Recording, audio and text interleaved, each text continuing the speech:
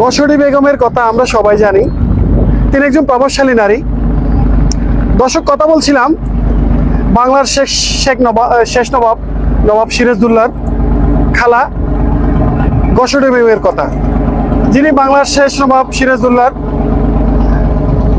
হওয়াকে উনি পছন্দ করে নাই। এই বুড়িগঙ্গায়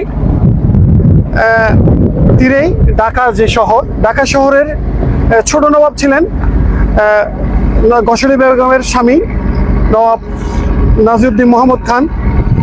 তো নাজিরউদ্দিন মোহাম্মদ খানের ছোট নবাব হওয়াটা গসরি বেগমের পছন্দ ছিল না বিধায় তিনি নবাব সিরাজউদ্দৌলার বিরোধিতা করা শুরু করেন।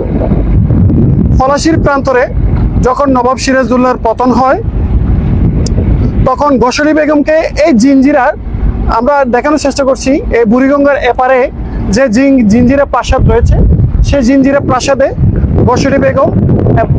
গসরি বেগম এবং আমেনা বেগমকে বন্দী করা হয়।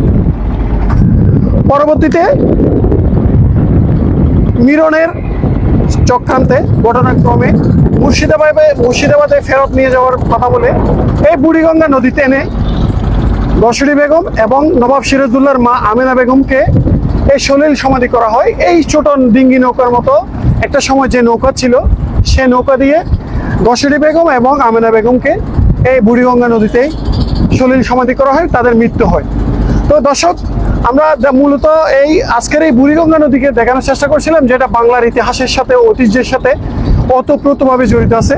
আজকে যে বুড়িগঙ্গা নদী, এটা আধুনিক এক বুড়িগঙ্গা, যেখানে একটা সময় ছিল ডিঙ্গি নৌকার আধিপত্য।